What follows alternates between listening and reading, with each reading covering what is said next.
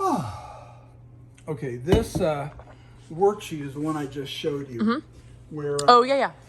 where what we do is we go back through this stuff right here about the constructive interference and destructive interference, and how you get a pattern of constructive and destructive interference.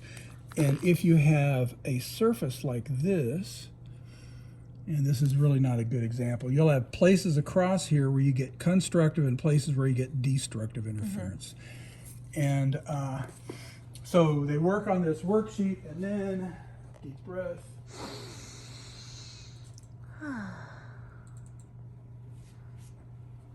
Wave behavior of light. Now we have all the stuff that we've done so far with the lenses and the mirrors operate on the wave property of light. And so we're going to extend that this is a very important moment in history where Young performed his double slit experiment, okay? And when light of a single wavelength is projected through two narrow slits, a pattern like that on page 833 appears on a screen. Come with me.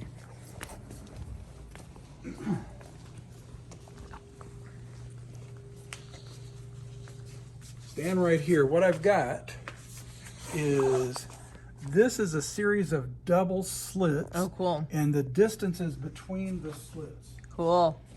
And I've got a laser. Which Laser. will shine through there, pardon me. And let's see, what we want to do, and if you look at it, you can see the laser is shining through both slits. Yeah.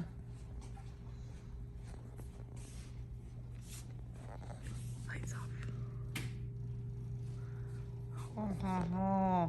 And if you come up here,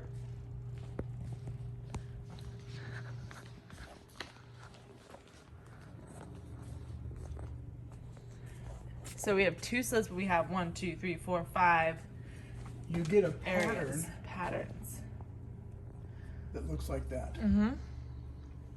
Okay, now, because our laser isn't very strong, if you take and look back, take your camera and point it back toward the laser and then walk side to side, you can see that you get bright and dark, bright and dark. See it? Yeah. If like, yeah. What that means is that there's a pattern like this that continues on both sides. Yep.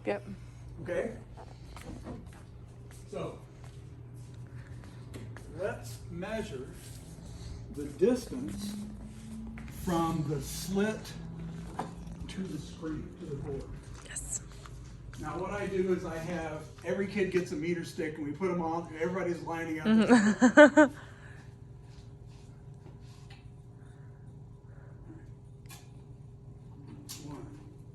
2, 3, 4, 5, 6, 7, 8, 9, 10. I'm going to say that's 11 meters. I think so too. So we'll call this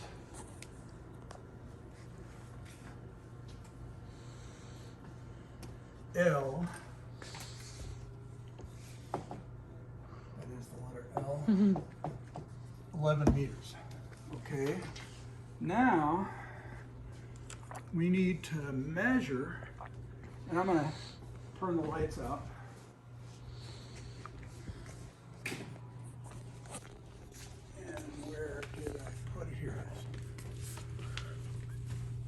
Okay, what we have is, this is the center. And unfortunately, this is in the way. This is the first one on the right, and this is the first one on the left. Okay, here's the second one on the right, and here's the second one on the left. So this is the brightest, that's in the middle.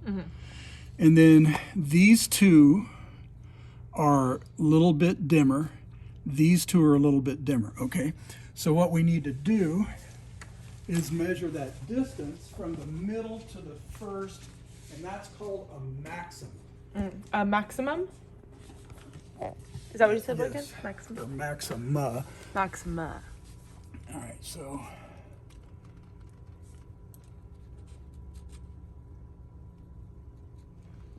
now see, I was estimating the center, so I've got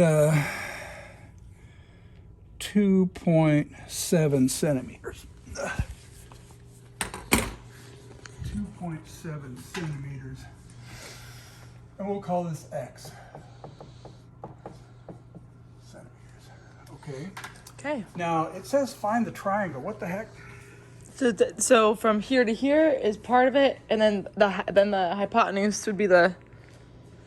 We've got a long, thin slice of pizza here. Yeah, a real. We don't want to order this from a Pizza Hut or wherever you get your pizza. A very long pizza. So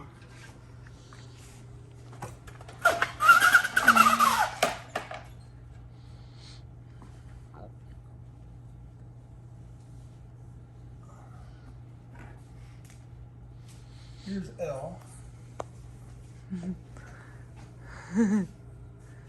Here's X. Yeah. Okay. So let's see. So this is, if I wanted to know the hypotenuse here, this is not the hypotenuse. The hypotenuse goes from here to The X, other side of X. Yep. well drawn, boy. Looks great. But you can see the problem we've got because this is so small. Yeah. But this is the adjacent side, and that's the opposite side. So we could find this angle, yeah? Yes. So this angle is the inverse Tangent, yeah. of the opposite Which over the is adjacent. 2.7. Oh, but actually we gotta put that in meters. Oh yeah, that's 0.027 Yeah. meters. Yes. So that's a tangent inverse 0.027 meters divided by 11 meters. It's going to be some small ass angle. I should hope so. Okay, second tangent 0.027 divided by 11, and I get 0.14 degrees. Okay? Is good? Good. Is good. A little guy. A little angle. All right. And see, having everybody participate in making the measurement really makes this stuff come alive. All right, so the brights are called maxima, and that happens where there's constructive interference. And remember when we walked along, saw bright and dark, bright and dark, bright and dark. That's just like with the two speakers. We're here loud and soft, loud and soft. You've got constructive interference makes the bright points, and then that in between that, and it was even larger, the dark, that's called a minima. And that's destructive interference. And these are given numbers, M numbers. M in the middle is 0. The two on the outside are M1, M2, M3, etc. Okay? Are they like M1L, M1R, or are they just, if you wanted to get fancy? No. No? No? Okay. No. Okay. All right. Now, remember, it's the difference in path lengths measured in wavelengths that determines the type of interference. You have to have, and like we saw here a minute ago, we have a half a wavelength in between constructive and destructive interference. So if you have an integer number, do I have that? Where's my paper? I do have it.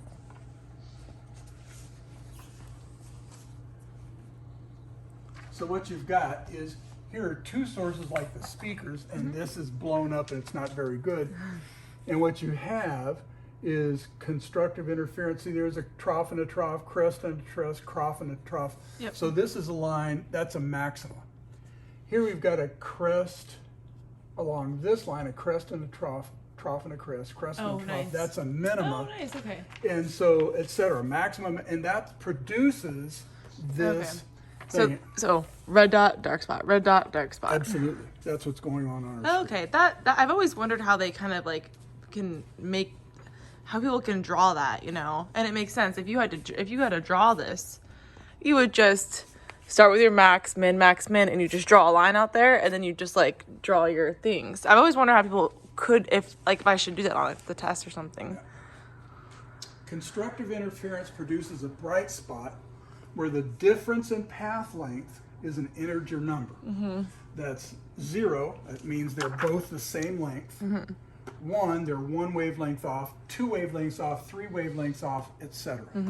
And you can see we did this with sound, now we're doing it with light. So here's Young's double slit experiment. And what you've got is, if you had a sensor that would measure the intensity of the light, you get a graph like this, where the constructive interference produces bumps. The strongest one is in the middle, and the weaker as you go away from it. And here's the numbers of the minimum for constructive. We're going to ignore destructive interference. Okay. I mean, you got to do everything twice. We're not going to do it. Okay, so here's the middle is 0. That's the difference between the two path lengths is 0. They're the same. Here's the difference in the path lengths is 1 wavelength, 2 wavelengths, etc. Oh, okay, I see. All right. So D is the distance between the slits. Let me go back and just see which slit we're using. Okay.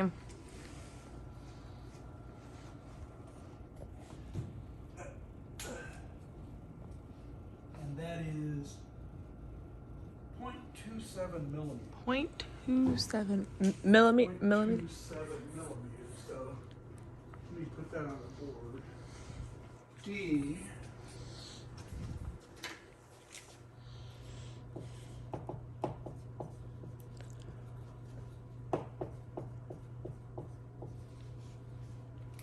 that's the difference between the path length from the slit to the screen.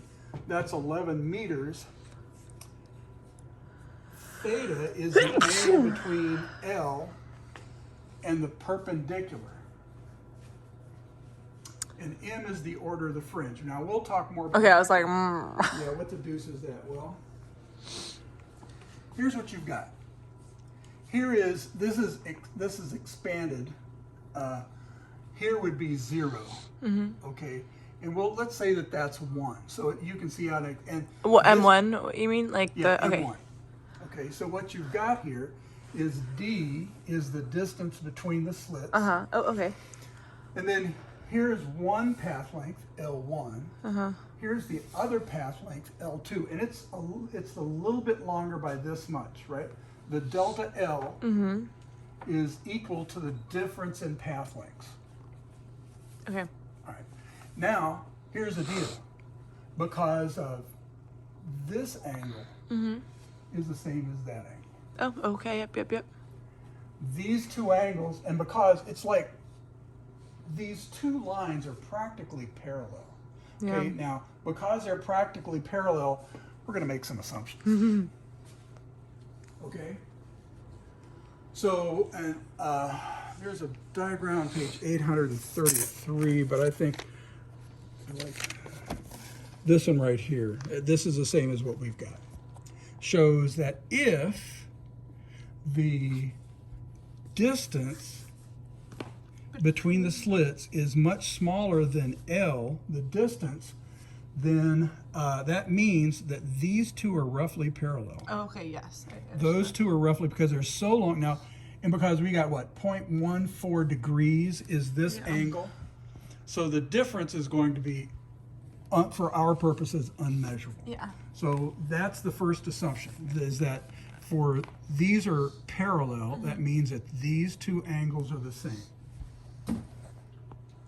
Okay? Two triangles. we have two triangles. We've got the one on the board, the longest, Mm-hmm. skinniest slice of big pizza in the world. And then we have this triangle. Mm-hmm. So here's our long, skinny slice, and then there's this triangle. Mm-hmm. And so the angle between, This one right here is our long skinny slice, the whole thing, right? yeah, this is, and see, that's the break. It's 11 meters Yeah. from here to here. Okay, got it. Yeah. So this Okay. and this is like our adjacent. Oh no, sorry. So, yeah, what we had is we actually went from the middle. Oh, I see. Okay, they've just kind of put it to the side a little bit. Yeah, so this is L. And then this little space right there, that's and our X. This is X. Right. Yeah. Okay. Okay, so that's X right there. So we've got two. We've got this triangle. Oh, I see. And Okay. then we have this triangle. Okay. Okay, so these are the two triangles that we're dealing with, and they're similar. Okay, that means that the difference in path lengths between this one and this one, between this one and this one, is this right here. And I think that's better illustrated than that thing we saw a minute ago. Yeah. I think this is helpful. Yeah. So we measured, just to make sure I understand this, Boykin, we measured from here to here, Yeah. and then from here. And this is a gross. the This is right here is 0.027. No, right here is 0.27 millimeter. This is less than a millimeter. Right yeah. Okay. So we have a 0.27 gross expansion. So this is not the. Yeah, This is huge. And this is the start of, from here on is the start of that first M, right? Yes. Okay, good. Just making sure I understand the. Here's the deal. Yeah. This is perpendicular. So if this is perpendicular, that means that L1 and L2 is a little bit longer Yep. by this much. Yeah. I get that part. So now That makes sense. we can't measure this because it's too small. But we can make some assumptions about these angles. Okay, so this angle is a center. Let me go back to where we were.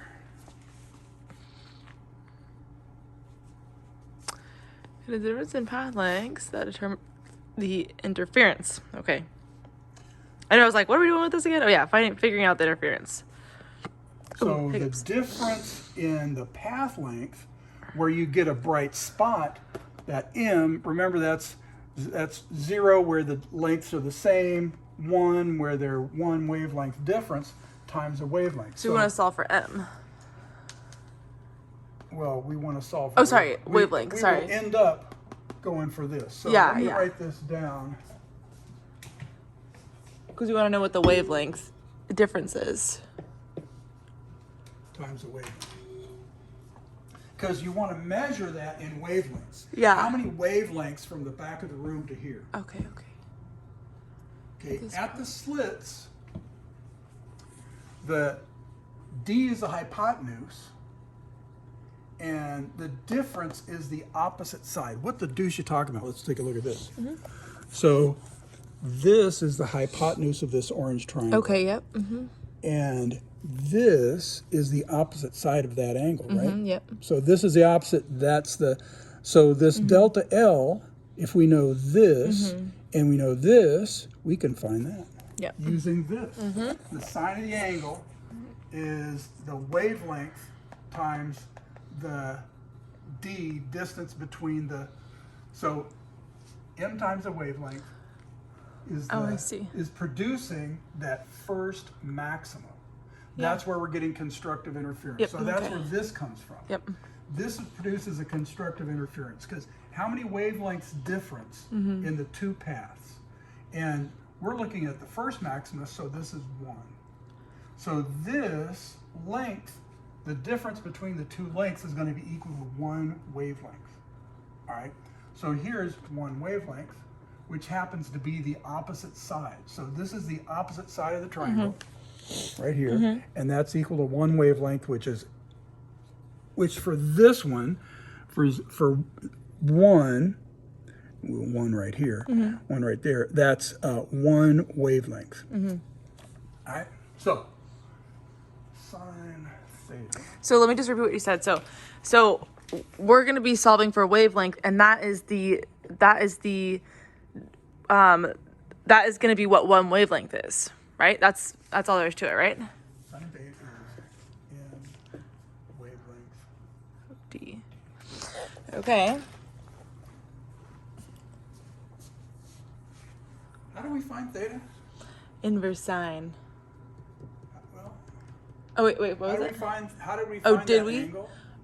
We did the tangent. We did the inverse We tangent. did the inverse tangent. Okay, well, check this out. Okay, there's another triangle between the slits in this screen on page 834. 833, whatever. Okay. That's where L is the distance to the screen, which is the adjacent side. Remember, that's what we did. Yep, okay. That's this. That was the adjacent side. X is a different distance from the central spot. Oh, we did that, right? Yeah. Yeah. Oh, we already did this one.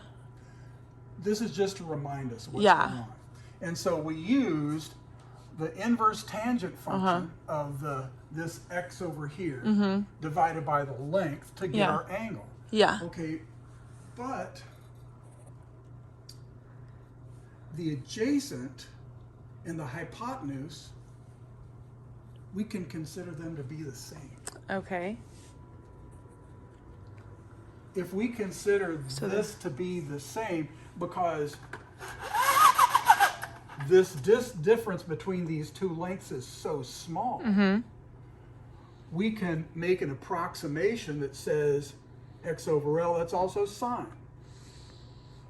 That means the opposite over the adjacent.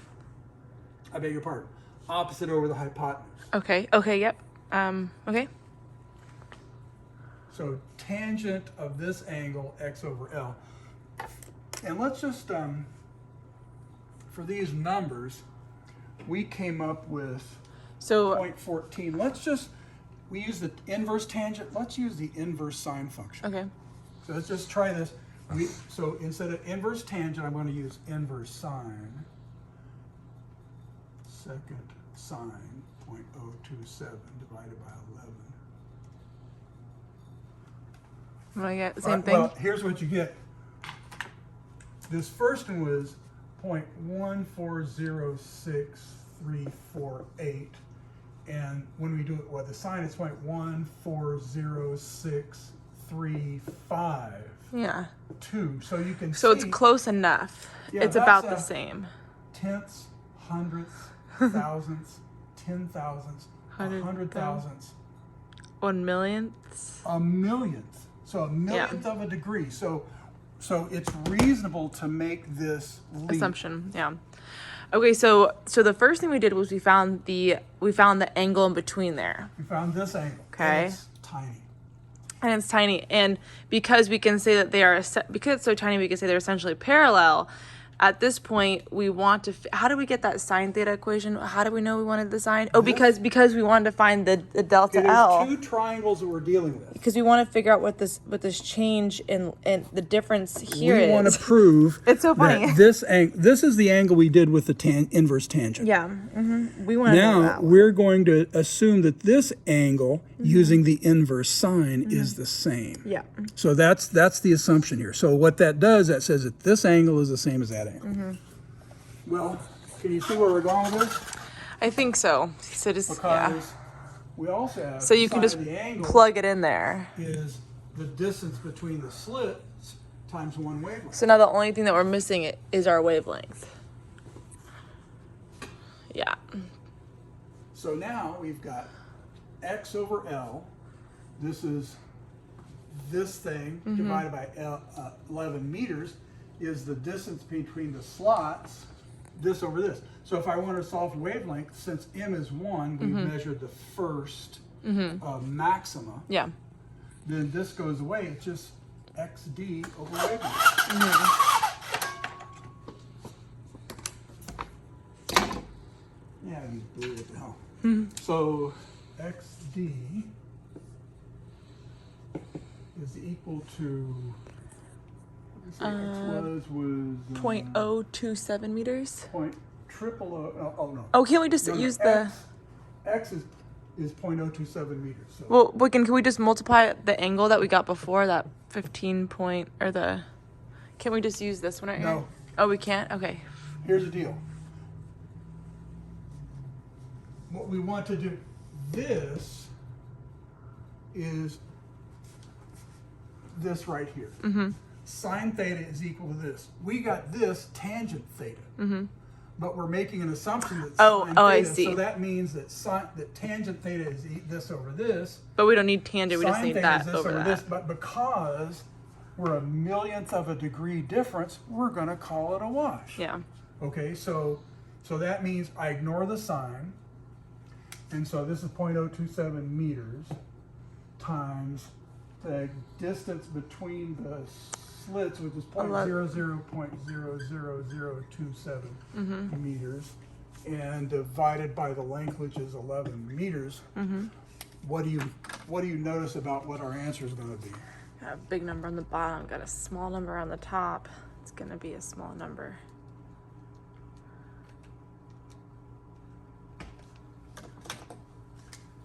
Which makes sense. 6.6 times 10 to the negative 7. Okay. So that's That's- one wavelength. That's 660 nanometers. Yeah. Oh, look at that. See, because nanometers and nanometer, The wavelength of- that's 2 more, so I I move the decimal 2 places. Yeah. That's 660 nanometers. Come with me.